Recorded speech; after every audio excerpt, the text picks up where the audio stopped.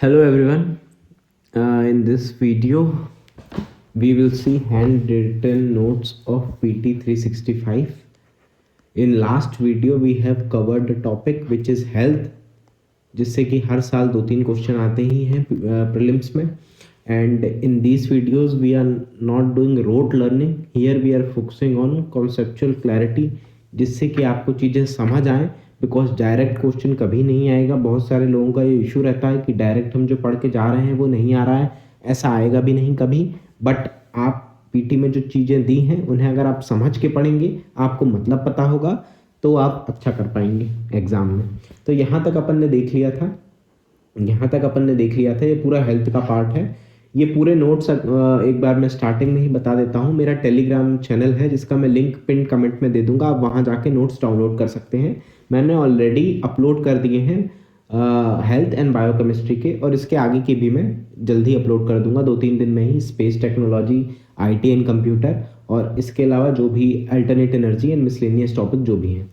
तो स्टार्ट करते हैं बायोकेमिस्ट्री स्टार्ट करने के पहले you need to know the concept of DNA, gene, chromosome and genome. इसका मतलब पता होना चाहिए बिकॉज पीटी में डायरेक्टली ये यूज़ किया गया है. अगर आपको मतलब नहीं पता होगा तो आप को समझ नहीं आएगी चीज़ें, और 99% लोगों को नहीं पता होता. जो कि बायोलॉजी बैकग्राउंड से है उसी बस को पता होगा. बाकी आप किसी से भी पूछिए कि जीन क्या होता है, डीएनए क्या होता है, दोनों में डिफरेंस क्या है, तो कोई नहीं बता पाएगा. और फिर इसीलिए आप ऐसे ही आप एग्जाम में चले जाएंगे तो आपके नंबर नहीं आएंगे.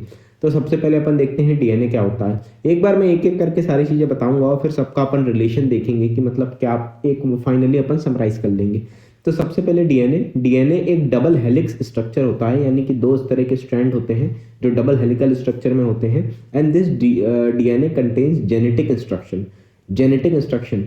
इसका मतलब क्या हुआ, इंस्ट्रक्शन मैनुअल की तरह वर्क करता है which direct how to produce protein. मैंने अपने पिछले वीडियो में बताया था कई बार, मैं फिर से बता देता हूँ कि नॉर्मल प्रोसेस होती है DNA to RNA and from RNA to protein. And this protein will carry out various functions. जो एंजाइम्स होते हैं, जो हार्मोन्स होते हैं और बाकी चीज़ें होती हैं वो इसी के बने होते हैं. सो ये नॉर्मल प्रोसेस होता है. इसे हम लोग बोलते हैं transcription, and this is known as translation. इस प्रोसेस को बोलते हैं. सो डीएनए से आरएनए बनता है, आरएनए से प्रोटीन बनता है. अब ये जो डीएनए होता है यही कैरी करता है genetic instruction. Basically it is an instruction manual which will direct how to produce the protein. किस तरीके से प्रोटीन बनेंगे, डीएनए के अंदर ही इसका इंस्ट्रक्शन होता है. अब डीएनए बना किस चीज का होता है, it consist of sugar, phosphate and chemical bases, nitrogen containing chemical bases. 3 चीजों का बना होता है, sugar, phosphate and chemical bases जो which are nitrogen containing. N2 is nitrogen. ये आप आई होप आपको पता होगा. And these are the bases which are present in the DNA. ATGC, adenine, thymine, guanine, cytosine. ये नाम आपको याद नहीं रखने हैं, आप बहुत याद रखना है तो इतना याद रख सकते हैं कि ATGC ये बेसिस प्रेजेंट होते हैं इसमें डीएनए में. अब एक्चुअल में होता क्या है, यही 4 बेसिस के सीक्वेंस पे ही जो जेनेटिक इंफॉर्मेशन है वो रहती है. जैसे कि सपोज ATCG इस तरह से एक सीक्वेंस में अरेंज होते हैं, और इन्हीं के सीक्वेंस को ये अलग अलग सीक्वेंस अलग अलग टाइप के आरएनए बनाएगा और अलग अलग टाइप के प्रोटीन बनाएगा. ये सिंपल टर्म्स में आप समझ लीजिए. मतलब यही है जो मैं बोल रहा था, इंस्ट्रक्शन मैनुअल है, जेनेटिक इंस्ट्रक्शन है. तो यही बेसिस के सीक्वेंस जो होते हैं, ठीक है, ये जो बेस के सीक्वेंस हैं यही होती है जेनेटिक इन्फॉर्मेशन या जेनेटिक इंस्ट्रक्शन, जो कि आगे अलग अलग टाइप के प्रोटीन बनाएगा depending upon the pattern of this basis. तो आई होप आपको समझ आया हो. यहाँ मैंने यू लिखा है. तो जो आरएनए होता है, आरएनए में एडेनिन होता है, आरएनए में होता है एडेनिन, ग्वानिन, साइटोसिन सेम होता है. थाइमिन की जगह यू इज यूरेसिल आ जाता है. ये आप नहीं भी याद रखेंगे तो चलेगा, बट मैंने लिख दिया था कि अगर आपको समझाने के हिसाब से. तो आई होप आपको डीएनए का मतलब समझ आया हो. अगर नहीं आया कुछ भी तो बस इतना याद रखिए, it is double helical structure which contain genetic instruction. It means that it act as instruction manual directing how to produce protein. ये कहाँ प्रेजेंट होता है, ह्यूमंस में, है ना. अलग अलग स्पीसीज में अलग अलग जगह प्रेजेंट होता है. ह्यूमंस में it is present in the nucleus and in the mitochondria. ये आपको पता होना चाहिए, बहुत लोगों को ये नहीं पता रहता. इसके अलावा जीन क्या होता है, अपन ने डीएनए का मतलब समझ लिया। जीन क्या है? Gene is the specific section of DNA that encodes for a protein for A trait. यानी कि ये पूरा अपना डीएनए था, इसके स्पेसिफिक सेक्शन जो एक पर्टिकुलर प्रोटीन को कोड करे उसे बोलते हैं अपन gene. You can read it again, अब आपको समझ आएगा। Specific section of DNA that encode for a protein for a particular trait. जैसे कि एग्जांपल, एग्जांपल के तौर पर मैंने दिया है आई कलर। मतलब आई कलर को कोड करने वाला प्रोटीन एक पर्टिकुलर जो होगा सॉरी थोड़ा गला खराब है मेरा, सॉरी। तो जैसे कि एक पर्टिकुलर ट्रेट है, इसको जो सेक्शन ऑफ डीएनए इनकोड करेगा उसे जीन बोलेंगे। मतलब ये एग्जांपल के तौर पे बताया है। मतलब कोई भी एक पर्टिकुलर ट्रेट को जो एरिया कोड कर रहा है ऑफ डीएनए उसे जीन बोलते हैं। सो डीएनए यहाँ मैंने ब्रैकेट में लिखा भी है, DNA contain all the genetic instruction. जैसे कि ये डीएनए है, it will contain all the genetic instruction, और इसके पर्टिकुलर पार्ट जो एक पर्टिकुलर प्रोटीन या ट्रेट को बनाते हैं उन्हें बोलते हैं जीन। अब जीनोम क्या होता है? Genome is the complete set of genetic instruction. जो पूरे जेनेटिक इंस्ट्रक्शन, मतलब क्या होगा? मतलब complete set of DNA which is present in an organism, it is known as genome. Complete set of DNA present in the organism is known as genome. और ये जो DNA होता है ये किस फॉर्म में प्रेजेंट होता है? It is present in our cell in the form of chromosome. DNA अपन ने देखा था, it is present in the nucleus and mitochondria. MITO is mitochondria, मतलब न्यूक्लियस और माइटोकॉन्ड्रिया में होता है। अब ये किस फॉर्म में प्रेजेंट होता है, यहाँ अपन इसे थोड़ा समझते हैं। देखिए, जो नॉर्मल अगर आप जो डीएनए है उसको स्ट्रेट लेंथ में लगाएंगे ना, तो ये 2 मीटर का हो जाएगा। एक पर्टिकुलर सेल में जो मिलता है डीएनए वो 2 मीटर का हो जाएगा। तो इतना बड़ा डीएनए इतनी छोटी सी माइक्रोस्कोपिक सेल में कैसे स्टोर रहता है? ये रहता है एक हिस्टोन प्रोटीन के अराउंड क्वाइल्ड होता है। यहाँ मैंने लिखा भी है, और इसी को बोलते हैं, ये हिस्टोन प्रोटीन है, इसके अराउंड डीएनए क्वाइल्ड होता है और इसको बोलते हैं क्रोमोसोम। सो ये मैं समझाने के लिए बता रहा हूँ, आपको ये सब नहीं करना है, यहाँ जो मैंने लिखा है वही बस पढ़ना है। तो अपन देख रहे थे genome, it is the complete set of genetic instruction, that means complete set of DNA present in an organism. और ये किस फॉर्म में प्रेजेंट होगा DNA? In the form of chromosome. Chromosome क्या होता है? मैंने डैश मार के लिखा है, it is coiled DNA molecule wrapped around protein called as histone. ये आपको याद रखना है, क्वाइल्ड डीएनए और हिस्टोन का कॉम्बिनेशन, इसे बोलते हैं क्रोमोसोम। अब ह्यूमन बींग्स में, हर स्पीसीज में अलग अलग नंबर ऑफ क्रोमोसोम प्रेजेंट होते हैं। ह्यूमन बींग्स में 23 पेयर्स, मतलब टोटल 46 पेयर्स, मतलब जोड़े, है ना। 23 pairs of chromosome in human which are present, मैं पहले बता चुका हूं, न्यूक्लियस एंड माइटोकॉन्ड्रिया। अब ये 23 पेयर्स जो होते हैं, इसमें 22 पेयर जो होते हैं वो ऑटोसोम होते हैं, and 1 pair is sex chromosome. ये आप लोगों ने सुना होगा ज्यादातर लोगों ने कि ये मेल का साइन है, ये फीमेल का। मेल में प्रेजेंट होते हैं सेक्स क्रोमोसोम XY और फीमेल में प्रेजेंट होते हैं XX। इतनी चीजें आपको समझनी है। तो अब इन सबको मैं समराइज कर देता हूं यहाँ पास। अगर आपने इतना भी देख लिया जो अब मैं बताने वाला हूं, तो बाकी चीजें आपकी क्लियर हो जाएंगी। सो सबसे बड़ा होता है genome which is the complete set of genetic सबसे बड़ा होता है genome which is the complete set of genetic instruction present in our body.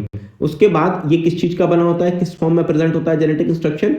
We have seen in the DNA, ठीक है। लेकिन इससे बड़ा क्या हो जाएगा? डीएनए और हिस्टोन प्रोटीन मिलकर बनाते हैं, CH is the chromosome, and then finally gene. मतलब सबसे बड़ा है जीनोम, मतलब सारे जो इंस्ट्रक्शन प्रेजेंट है। उसके बाद आ जाता है क्रोमोसोम, उसके बाद आ जाता है डीएनए, उसके बाद जीन। इसको अपन डायग्राम के हिसाब से समझते हैं। जैसे ये न्यूक्लियस है और ये माइटोकॉन्ड्रिया, यहाँ पास अपने जेनेटिक मटेरियल प्रेजेंट होता है। अब यहाँ पास जो पूरा जेनेटिक मटेरियल प्रेजेंट है इन दोनों में, इसे क्या बोलेंगे? जीनोम।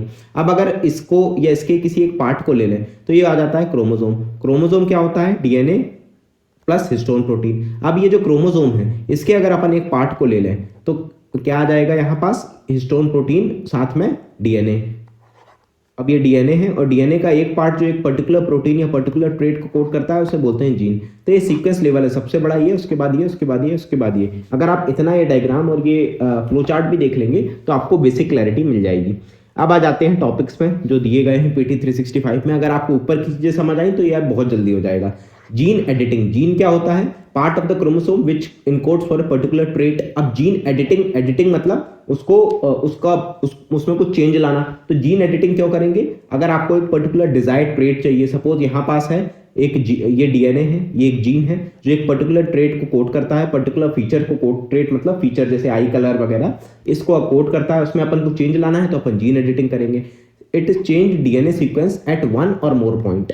जैसे कि ये डीएनए है, अब इसको यहाँ से ब्रेक कर देंगे, ये मतलब डबल हेलिकल डीएनए स्ट्रक्चर था। सबसे पहले यहाँ ब्रेक होगा, cutting of DNA strand at a target. एक टारगेट में क्यों कर रहे हैं? बिकॉज अपन को एक जीन में चेंज लाना है, जीन एडिटिंग है, तो एक टारगेट में आप इसको कट कर देंगे और फिर इसको हेल्दी डीएनए स्ट्रैंड आ जाएगा यहाँ पास, मतलब रिपेयर हो जाएगी। इसी प्रोसेस को जीन एडिटिंग बोलते हैं। अगर ये जीन एडिटिंग होगी सोमैटिक सेल्स में तो ये सोमैटिक, अब ये दो तरह की होती है gene editing, somatic and germline gene editing. Somatic gene editing होती है नॉन रिप्रोडक्टिव सेल में, यानी कि जो रिप्रोडक्शन में, आई होप आपको रिप्रोडक्शन का मतलब पता हो, रिप्रोडक्शन मतलब प्रोजेनी बनाना, बच्चे मतलब आगे होना।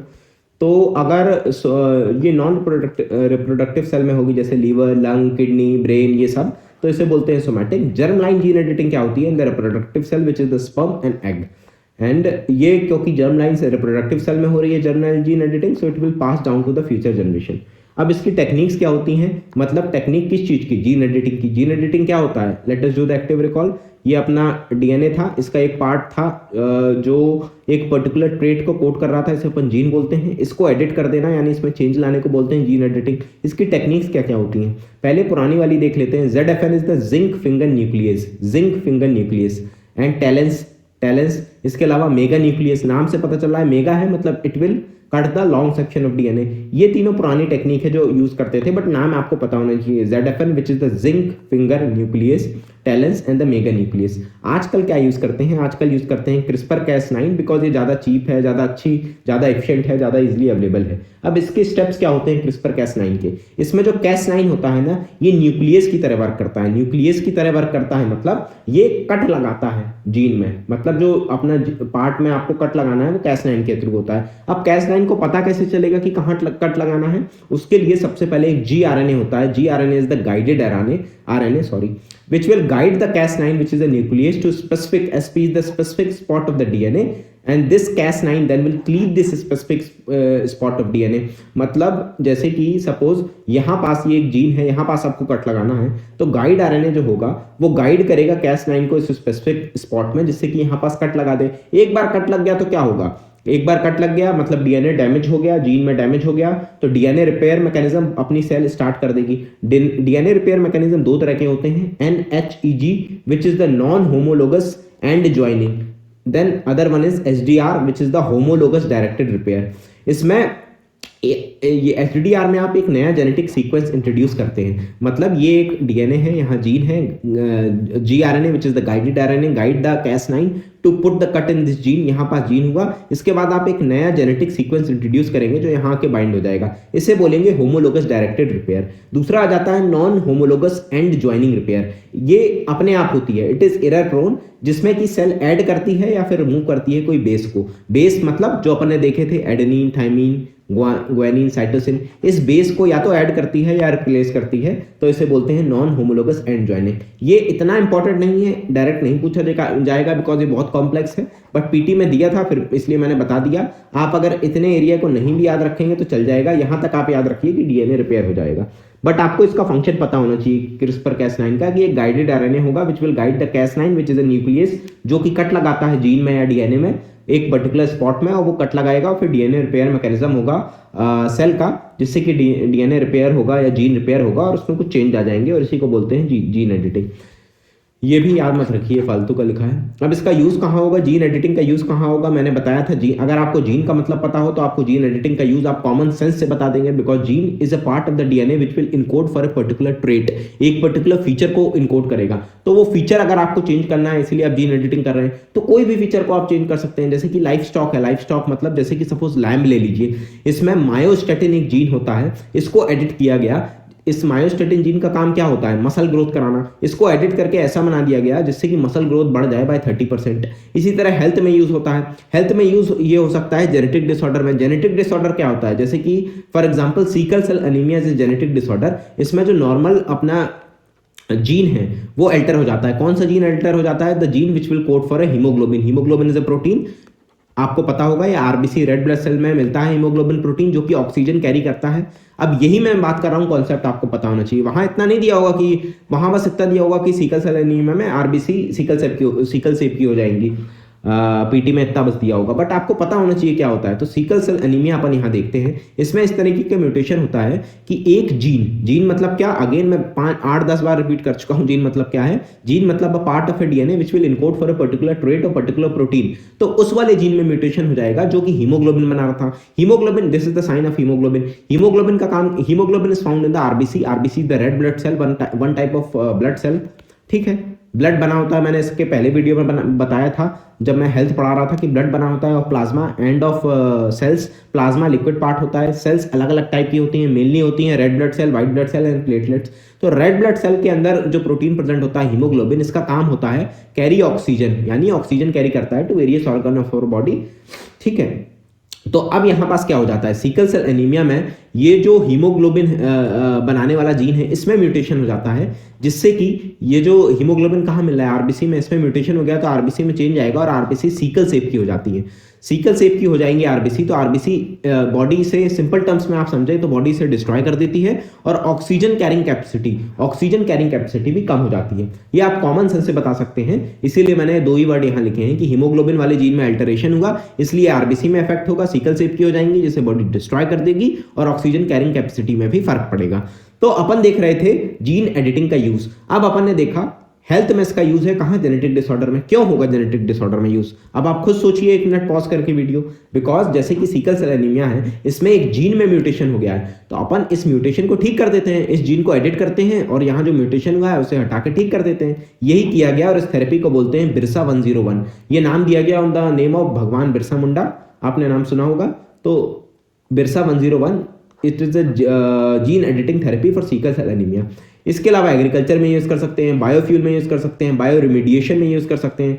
बायो रिमीडिएशन का क्या मतलब होता है, एक वेस्ट यहाँ जमा हो गया, फिर माइक्रो ऑर्गेनिज्म को यूज करना है इस वेस्ट को हटाने के लिए, खत्म करने के लिए, इसे बोलते हैं बायो रिमीडिएशन। ये भी आपको पता होना चाहिए, पीटी में डायरेक्ट दिया होगा, आप फिर इसका मतलब नहीं जानेंगे तो आपका कुछ फायदा नहीं होगा। अब यहाँ पास इन सब में कैसे यूज हो रहा है, मैंने पहले बताया जीन एडिटिंग का मतलब gene which encodes for a particular trait, उसे चेंज कर देना। जैसे एक क्रॉप है सपोज, उसमें एक जीन है जो कि मतलब किस फीचर या ट्रेट को कोड करता है, उसके प्लांट की ग्रोथ को, आप उसे चेंज कर दीजिए इस तरीके से कि प्लांट की ग्रोथ बढ़ जाए। जैसा अपन ने यहाँ किया था कि मसल की ग्रोथ बढ़ गई थी मायोस्टेटिन जीन को जीन एडिटिंग करने से। तो ये सब आप समझ जाइए, मतलब ये अगर आपको जीन एडिटिंग का मतलब समझ आ गया कि जीन क्या होता है, इसकी एडिटिंग क्या होती है, तो फिर आप ये सारी चीजें अपने आप ऑप्शन देख के ठीक कर देंगे। एग्जाम में ऐसा नहीं होगा कि डायरेक्टली ये दिया होगा, 2-3 ये दिए होंगे, इसके अलावा 2-3 नए ऑप्शन दिए होंगे। अगर आपको मतलब पता होगा जीन एडिटिंग का, then you can easily arrive to the right answer. Then ग्लो-Cas9 अपन ने देखा था न्यूक्लियस जो कि जीन में कट लगाता है। ग्लो-Cas9 मतलब the Cas9 which lights up while editing, उसे ग्लो-Cas9 बोलेंगे। देन इपीजीनोम एडिटिंग, इपीजीनोम क्या होता है, these are the chemical compounds that alter the gene expression, मतलब ये जीन के एक्सप्रेशन को अल्टर करते हैं, ऐसे केमिकल कंपाउंड उन्हें एपिजीनोम बोलते हैं। तो एपिजीनोम एडिटिंग मतलब इन केमिकल कंपाउंड्स की एडिटिंग। अब आ जाती है genetically modified crop, which is a very important topic specially for the mains, but pre के लिए भी थोड़ा बहुत इंपॉर्टेंट है, तो आप देख लीजिए। अब कोई भी प्लांट है, इसे अल्टर करने के 2 तरीके होते हैं। यहां मैंने लिखा है देयर आर 2 वेज, ठीक है, 2 ways to alter a plant. एक होता है जीन एडिटिंग, जीन एडिटिंग का मतलब अपन ऑलरेडी देख चुके हैं, मैं रिपीट नहीं करूंगा। दूसरा आ जाता है GM which is the genetic modification. ये क्या होता है, इसमें इसे ट्रांसजेनिक्स भी बोलते हैं। ट्रांसजेनिक्स मतलब DNA sequence from other species is introduced in the plant. जैसे कि एक प्लांट है, इसका अपना डीएनए है, अपन बाहर से एक अगर डीएनए सीक्वेंस इंट्रोड्यूस करें जो कि इसमें बाइंड हो जाए, तो इसे बोलते हैं ट्रांसजेनिक्स। जीन एडिटिंग में क्या कर रहे थे अपन एडिट कर रहे थे और यहाँ पास cell repair, DNA repair mechanism अपने आप ठीक हो रहा था, तो इसे बोलते हैं, मतलब 2 तरीके हैं प्लांट में चेंज लाने के, एक है जीन एडिटिंग, एक है जीन मॉडिफिकेशन मतलब ट्रांसजेनिक्स। ट्रांस मतलब बाहर का, मतलब DNA sequence from other species introduced. For example BT cotton, इसमें कॉटन एक स्पीसीज है, बीटी इज अनदर स्पीसीज। इसका फुल फॉर्म आप बैसिलस थ्यूरिनजेनेसिस शायद ये होता है फुल फॉर्म, नहीं भी याद रखेंगे तो चल जाएगा, but these are 2 different species. यानी कॉटन का प्लांट था, यहाँ पर इसके जीन में अपन ने बीटी का जीन ले आया, बैसिलस थ्यूरिनजेनेसिस का जीन ले आया, जिससे कि ये प्लांट पेस्ट रेजिस्टेंट हो गया। अब एक बात मैंने स्टार्टिंग में लिखी है कि ओनली अप्रूव्ड फॉर कल्टीवेशन, मतलब एक ही पूरे इंडिया में जेनेटिकली मॉडिफाइड क्रॉप, मतलब जिसमें कि दूसरे ऑर्गेनिज्म का जीन है वो अप्रूव है for cultivation is BT cotton, जो अपन ने एग्जांपल में देखा था। इसके बाद आ जाता है, अब इसी में अपन और आगे देखते हैं कि अगर कोई भी जेनेटिकली मॉडिफाइड फूड है, आई होप जेनेटिकली मॉडिफिकेशन का मॉडिफाइड फूड का मतलब आपको पता चल गया हो। अगर इसका मतलब आपको कोई भी जेनेटिकली मॉडिफाइड फूड को आपको इंपोर्ट करना है, सेल करना है, मैन्युफैक्चर करना है, यूज करना है, then you need FSSAI approval which is the food safety and standard authority of India under food safety and standard act 2006। इसका आई होप आपको मतलब पता हो, इसलिए मैंने फुल फॉर्म नहीं लिखा है। FSSAI is the food safety standard authority of India. कोई भी जेनेटिकली मॉडिफाइड फूड को आपको इंपोर्ट सेल मतलब यूज करना है आप सिंपली, तो इसका अप्रूवल लेना पड़ेगा। Then GEAC which is very important, एक बार एग्जाम में भी आ चुका है। It is the genetic engineering approval committee. See ये आपको समझ नहीं आ रहा होगा, जेनेटिक इंजीनियर अप्रूवल कमिटी। ये कलर मैंने गलत यूज कर लिया तो आपको बनेगा नहीं, है ना। आप खुद से ही लिख लीजिए पॉज करके, genetic engineering approval committee GEAC। It is formed, it is statutory body. Statutory body मतलब a body which is formed under an act. ये किस एक्ट के अंदर बनी है? EPA environmental protection act of 1986। और कोई भी जेनेटिकल एडिटेड क्रॉप या ऑर्गेनिज्म को आपको रिलीज करना है तो इसकी परमिशन लेनी पड़ती है। इसके बाद आ जाता है जेनेटिकली एडिटेड राइस। अब ये जो अपन ने पूरा देखा जीन एडिटिंग मतलब प्लांट में जीन एडिटिंग या जेनेटिकल मॉडिफिकेशन या जीन एडिटिंग, तो ये क्यों देखी? बिकॉज पीटी में एक टॉपिक दिया है जेनेटिकली एडिटेड राइस कुछ इंट्रोड्यूस की गई हैं विच आर DRR राइस 100 और Kamala Pusa DST rice and Samba Mahsuri, ये पहले से थी। तो ये दोनों नई इंट्रोड्यूस की गई हैं। इसमें अब यहाँ जीन एडिटिंग लिखा है। मैंने आपको बताया था difference between gene editing and gene modification. Gene modification में फॉरेन DNA होगा, जीन एडिटिंग में फॉरेन नहीं होगा। सो इन दोनों में there is no foreign DNA, इसलिए they are not genetically modified crop. Genetically modified में फॉरेन DNA होता है, यही मैंने यहाँ बताया है। देन अब कुछ याद करने की चीजें हैं, जैसे जीनोम इंडिया प्रोजेक्ट है, नाम से पता चल रहा है इंडिया का प्रोजेक्ट है। जीनोम मतलब जीनोम के स्टडी के लिए होगा। सो genetic variation in the population, अलग अलग लोग में अलग अलग जेनेटिक इन्फॉर्मेशन जो मिलती है उसको स्टडी करने का है। It is under DBT. DBT is the Department of Biotechnology under Ministry of Science and Tech. Then IndiGen project, इसमें 1000 इंडिविजुअल का जीन स्टडी करते हैं, ये CSIR का प्रोजेक्ट है। देन 1 Day 1 जीनोम प्रोजेक्ट, इसमें माइक्रोबियल डाइवर्सिटी मतलब माइक्रोब जो होते हैं, माइक्रोब मतलब जो बहुत छोटे ऑर्गेनिज्म होते हैं जैसे कि बैक्टीरिया, वायरस, फंजाई, प्रोटोजोआ, ये सब इनके जीनोम को स्टडी करने के लिए ये भी डिपार्टमेंट ऑफ बायोटेक्नोलॉजी का है। देन ह्यूमन जीनोम प्रोजेक्ट, ये mapping and sequencing of the human genome, यानी कि ह्यूमन में जो जीनोम मिलता है उसको मैप करना, सीक्वेंस करना। इसका मतलब जो बेसिस अपन ने देखे थे ना, इन सब का क्या सीक्वेंस होता है इसको स्टडी करना, बेस पेयर के सीक्वेंस को स्टडी करना। India is not a part, ये बेसिकली यूएस का प्रोजेक्ट था, कुछ कंट्रीज थी but India is not part of this project. Then gene drive का मतलब होता है it is genetically gene editing tool using CRISPR-Cas9। ये मैं रिपीट नहीं, ये समझाऊंगा नहीं इसका मतलब। जीन एडिटिंग टूल मतलब आपको समझ गया होगा, CRISPR-Cas9 का क्या मतलब है ये समझ गया होगा। ये SP is the specific Altered trait is inherited. ठीक है, ऐसे अल्टर्ड ट्रेट इज इनहेरिटेड मतलब ये जीन एडिटिंग टूल यानी कि CRISPR-Cas9 करके ऐसी अपन एडिटिंग करेंगे जो कि फ्यूचर में इनहेरिट हो जाए, मतलब specifically altered trait which are inherited. इसका मेन यूज कहाँ होता है जीन ड्राइव का? ये होता है वेक्टर बॉर्न डिसीज में। वेक्टर बॉर्न डिसीज क्या होते हैं? जैसे कि malaria is caused by protozoa known as plasmodium अब डायरेक्ट अपनी बॉडी में अटैक नहीं करता, इसको एक दूसरा ऑर्गेनिज्म कैरी करता है जिसे बोलते हैं mosquito act as a vector, मतलब वो डिसीज कॉजिंग और प्रोटोजोआ प्लाज्मोडियम को कैरी करता है। कौन सी? फीमेल एनाफिलिस मॉस्किटो कैरी करती है और वो बाइट करती है और फिर प्लाज्मोडियम रिलीज होता है। यानी डिसीज तो प्लाज्मोडियम प्रोटोजोआ से हो रहा था बट उसे कैरी कौन कर रहा था? Female anopheles mosquito. तो इस केस में mosquito act as a vector. ये मैंने पिछले वीडियो में बताया था, अपने हेल्थ वाले वीडियो में, जब अपन मलेरिया डिस्कस कर रहे थे। तो जीन ड्राइव में यही होता है। जीन ड्राइव का मेन यूज इसी में होता है, वेक्टर बॉर्न डिसीज को प्रिवेंट करने में। कैसे करता है? Spread gene that cause infertility, यानी कि ऐसे इस तरीके की जीन एडिटिंग करिए कि जो मॉस्किटो है उसमें इनफर्टिलिटी हो जाए और ये जो ट्रेट अल्टर हुआ है ये इनहेरिट भी हो जाए, यानी कि उसके फ्यूचर प्रोजेनी में भी इनफर्टिलिटी हो जाए। या फिर cause male only bias in the offspring, यानी कि इस तरीके से एडिट करिए कि जो उसका बच्चा हो मॉस्किटो का वो सिर्फ मेल हो। अब मेल के काटने से मॉस्किटो होता वो मलेरिया होता नहीं है, फीमेल के काटने से होता है malaria and most of the other diseases जो मॉस्किटो कॉज करता है। तो जीन ड्राइव का आप आई होप आपको मतलब समझ आ गया हो। देन ऑर्गन ऑन चिप नाम से पता चल रहा है इसमें 3D कल्चर बनाए जाएंगे जिसमें ह्यूमन ऑर्गन ग्रो करेंगे। इसका फायदा क्या होगा, ड्रग टेस्टिंग में, डिसीज मॉडलिंग एक्सेट्रा में यूज हो सकता है। Then other is the RNA interference या आरएनए साइलेंसिंग, ये बहुत इंपॉर्टेंट है, थोड़ा कॉम्प्लेक्स टॉपिक है। इसमें ये हटा दीजिए आप। इसमें क्या होता है, degrading RNA after transcription, degrading RNA after transcription, SP is the specific यानी पर्टिकुलर आरएनए को डिग्रेड कर देना आफ्टर ट्रांसक्रिप्शन। आई होप आपको उसका मतलब समझ आया हो। यहाँ पास मैंने लिखा है जैसे कि डीएनए है, मैं ऑलरेडी अभी आपको बताया था 10 मिनट पहले ही कि डीएनए से बनता है आरएनए, आरएनए से बनता है protein which will carry out the function. तो डीएनए से आरएनए बनने को प्रोसेस को बोलते हैं ट्रांसक्रिप्शन, इसको बोलते हैं ट्रांसलेशन आरएनए से प्रोटीन को। सो आरएनए इंटरफेरेंस में मैंने क्या लिखी थी definition, degrading specific RNA after transcription, यानी कि ट्रांसक्रिप्शन अपन ने होने दिया, एक स्पेसिफिक आरएनए बन गया और इसको अपन ने डिग्रेड कर दिया, इसी को बोलते हैं आरएनए इंटरफेरेंस या आरएनए इंटरफेरेंस, और क्या बोलते हैं, या फिर आरएनए साइलेंसिंग।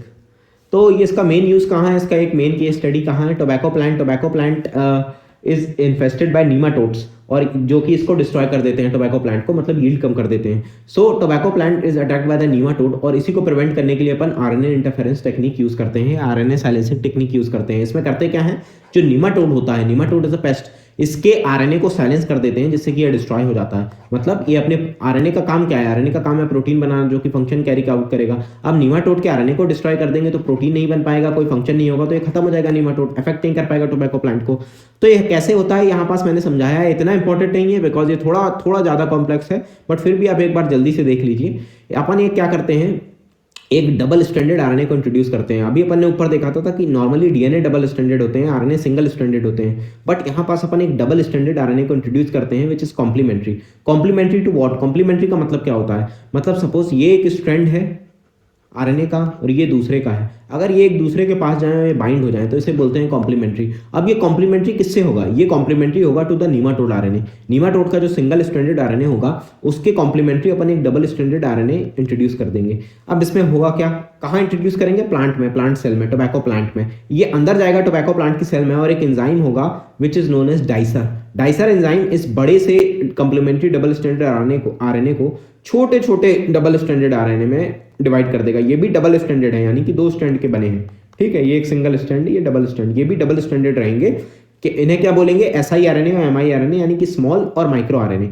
ठीक है, अब ये स्मॉल और माइक्रो आरएनए घुस जाएंगे नीमाटोड की सेल में। ये नीमाटोड की सेल है, यहाँ अपन इसे बड़ा करके दिखाया मैंने कि ये नीमाटोड की सेल है, यहाँ पास ये स्मॉल आरएनए या माइक्रो आरएनए घुस गए। अब नीमाटोड में प्रेजेंट होता है रिस्क कॉम्प्लेक्स, ये RISC रिस्क कॉम्प्लेक्स, जो कि इन डबल स्टैंडर्ड आरएनए को सिंगल स्टैंड में डिवाइड कर देता है। ये एक एक स्टैंड में डिवाइड हो गए। अब मैंने बताया था कि ये जो आरएनए है जो अपन शुरू में इंट्रोड्यूस किया था, यहाँ पास जो पहुंचा है वो कॉम्प्लीमेंट्री है टू आरएनए ऑफ नीमाटोड, यानी कि ये जाके बाइंड हो जाएगा नीमाटोड के आरएनए से और उसको डिस्ट्रॉय कर देगा, बहुत छोटे छोटे पार्ट में डिवाइड कर देगा या डिस्ट्रॉय खत्म कर देगा, डिग्रेड कर देगा, और इसी को बोलते हैं आरएनए इंटरफेरेंस। अगर आपको समझ नहीं आया हो तो you can pause the video, watch it again, मैंने यहाँ अच्छे से समझा दिया है।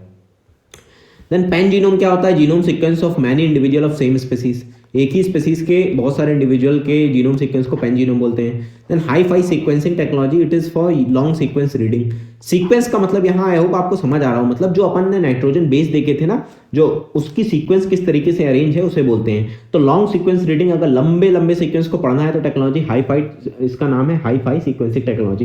देन डीएनए फिंगरप्रिंटिंग या डीएनए प्रोफाइलिंग। अब आई होप फिंगरप्रिंटिंग का मतलब आपको पता हो, जो आपके थंब में इंप्रेशन प्रेजेंट होते हैं उसको बोलते हैं फिंगर। उसमें अगर आपकी जो फिंगर में जो रिजेस प्रेजेंट है, आप अंगूठा आपने कभी लगाया होगा पहले भी, तो उसमें जो प्रिंट आ जाते हैं उसे फिंगरप्रिंटिंग बोलते हैं। अब ये हर इंडिविजुअल में अलग होता है, यूनिक होता है। इसी तरह जो डीएनए भी मिलता है ना, वो हर इंडिविजुअल में अलग और यूनिक मिलता है। Unique pattern of the DNA found in all the individuals, इसे बोलते हैं, और इसकी स्टडी को बोलते हैं डीएनए फिंगरप्रिंटिंग या फिर डीएनए प्रोफाइलिंग। अब ये यूनिक क्यों होता है, बिकॉज ऑफ वेरियस फीचर्स। कुछ फीचर्स देखने को मिलते हैं डीएनए में जो कि अलग अलग ऑर्गेनिज्म में अलग अलग होते हैं। STR is the short tandem repeat, STR short tandem repeat, VNTR is the variable number of tandem repeat, mtDNA is the mitochondrial DNA, then Y chromosome, then single nucleotide polymorphism, SNP is the single nucleotide polymorphism। ये सारे full form PT में दिए हैं, अगर आप चाहें तो मैं लिख भी दूंगा, short tandem repeat, VNTR is the variable number of, TR तो पता ही है आपको, टेंडम रिपीट है ना, MT is the mitochondrial DNA, Y chromosome, SNP is the single nucleotide polymorphism. अब ये सारे जो फीचर्स दिए हैं ना, ये सारे फीचर अलग अलग ह्यूमन बीइंग में अलग अलग होते हैं। अब अगर आप इन फीचर की स्टडी करके आपको फायदा क्या होगा, मतलब इन सब का फायदा क्या हो रहा है, इससे आप आइडेंटिफिकेशन में फायदा होगा। सपोज जैसे कि आप कोई पुलिस है, वो क्राइम सीन में गई, उन्हें ब्लड मिल गया यहाँ पास। अब इस ब्लड को, और उनके पास 4 सस्पेक्ट हैं, उन्हें लग रहा है कि इन चारों में किसी एक ने मारा है, तो अब ये कैसे आइडेंटिफाई करेंगे कि इन चारों में किसने मारा है। यहाँ पास आपको ब्लड मिल गया था क्राइम सीन का और आपको लग रहा है कि जिसने मारा है उसका ब्लड है, तो आप इस ब्लड को लेंगे, उसमें सेल्स प्रेजेंट होंगी, वहां के डीएनए को स्टडी करेंगे, यानी कि ये सारे फीचर्स देखेंगे। अब इन चारों के डीएनए को अपन स्टडी करेंगे।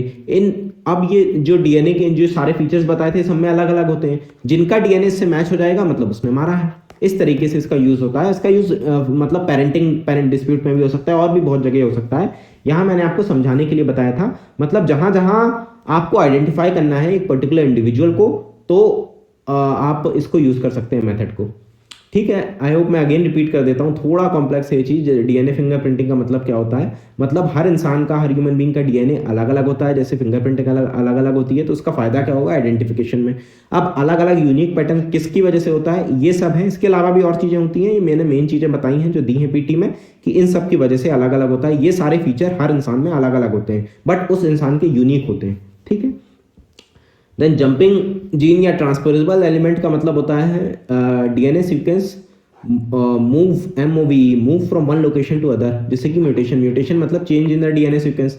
अब डीएनए सीक्वेंस है, ये पहले यहाँ था, अब यहाँ आ गया, यानी कि DNA sequence move from one place to another, जिससे कि चेंजेस आ जाते हैं जेनेटिक स्ट्रक्चर में, उन्हीं को म्यूटेशन बोलते हैं। इसे बोलते हैं jumping gene.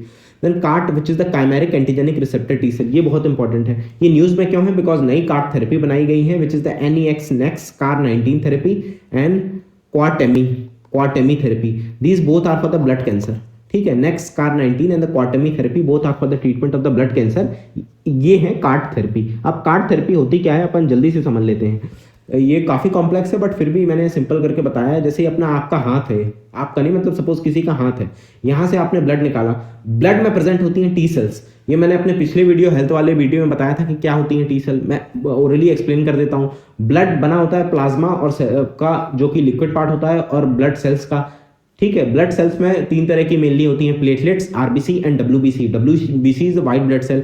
One type of WBC is the lymphocyte, और लिम्फोसाइट भी 2 तरह की होती हैं, B lymphocyte and T lymphocyte. तो ये T लिम्फोसाइट, ये वाली T सेल्स मतलब T lymphocytes, it is a type of WBC। So blood में आपने निकाला तो आपको ये वाली ब्लड सेल भी मिल जाएगी। ये सेल आपने निकाल ली। अब इस सेल के अंदर आप जीन इंसर्ट कर देंगे। इंसर्ट द जीन, जीन का मतलब क्या होता है, it is a part of DNA which encode for a particular trait. तो कौन सा जीन इंसर्ट करेंगे, which will encode for the car is the chimeric antigenic receptor. Chimeric antigenic receptor, इसको इनकोड कर देंगे। ये मैं यहाँ इसलिए नहीं लिख रहा हूं बिकॉज मैंने थेरेपी का नाम ही है यहाँ पास, chimeric antigenic receptor, AG is antigenic. So you will insert the gene of CAR onto the T cells। इससे क्या होगा, T cells में ये वाले फीचर्स आने लगेंगे, काइमेरिक एंटीजेनिक रिसेप्टर इसकी सेल मेम्ब्रेन में आने लगेंगे। ठीक है, अब ये क्या होगा, देन आप इसकी मल्टीपल कॉपीज बना लेंगे, grow millions of the CAR T cells. अब यहाँ पास कार के फीचर आ गए, इसे कार्ट सेल बोलेंगे, chimeric antigenic receptor T cell. इसकी मिलियंस ऑफ कॉपी बनाएंगे और इन्हीं पेशेंट में डाल देंगे। अब ये जो पेशेंट था, इसे कैंसर था। अब इस कार्ट सेल का खास बात क्या होती है कि this CAR T cells attack the cancer cell. ये जो काइमेरिक एंटीजेनिक रिसेप्टर होता है ना, ये एक स्पेसिफिक एंटीजन, जो कैंसर सेल है इसकी जो सेल मेम्ब्रेन में एंटीजन प्रेजेंट होता है, इससे जाके बाइंड होती है और इसे डिस्ट्रॉय कर देती है। अब इसका बेनिफिट क्या है, एक शॉर्ट ड्यूरेशन ऑफ ट्रीटमेंट होता है। इसके अलावा लॉन्ग टर्म रिमिशन, एक बार आपने दे दिया तो लंबे समय तक कैंसर वापस नहीं आएगा। और पर्सनलाइज ट्रीटमेंट, बिकॉज आपके ही ब्लड से निकाली जा रही है टी सेल। इशू क्या आते हैं, एक आ जाता है AG इज एंटीजन एस्केप, यानी कि cancer cell loses the antigen that targeted by the CAR T cell. मैंने आपको बताया था कि कार्ट सेल क्या करती हैं, कैंसर सेल के मेम्ब्रेन में जो एंटीजन प्रेजेंट है उससे बाइंड होती हैं। तो एंटीजन एस्केप का मतलब हुआ कि कैंसर सेल वो एंटीजन को ही खत्म कर देंगी जिससे कार्ट सेल बाइंड करेंगे, तो कार्ट सेल अपना काम नहीं कर पाएंगी। तो एक ये इशू आता है। इसके अलावा cytokine release syndrome, cytokine is a, समझ लीजिए आप, प्रोटीन है, केमिकल है, अपनी बॉडी में होता है विच कॉजेज इन्फ्लेमेशन। तो कभी कभी देखा गया है कि अगर अपन कार्ट थेरेपी यानी कि chimeric antigenic receptor T cell introduce कर रहे हैं बॉडी में ट्रीटमेंट ऑफ कैंसर के लिए, तो साइटोकाइन का रिलीज बढ़ जाता है और बॉडी में इन्फ्लेमेशन होने लगता है। Next topic is the MRT which is the mitochondrial replacement therapy. ये भी बहुत न्यूज में रहती है। ठीक है, माइटोकॉन्ड्रियल अपन ने देखा था, डीएनए क्या होता है, do the active recall. DNA मतलब DNA carry the genetic instruction, जो भी जेनेटिक मटेरियल है वो डीएनए में प्रेजेंट होता है। अब डीएनए दो जगह मिलता है, अपन ने देखा था, एक न्यूक्लियस में और माइटोकॉन्ड्रिया में। तो माइटोकॉन्ड्रियल जो डीएनए है it is inherited only from mother. Inherited मतलब बच्चे में सिर्फ माँ से ये वाला जीन आता है, पिता से नहीं आता माइटोकॉन्ड्रियल डीएनए।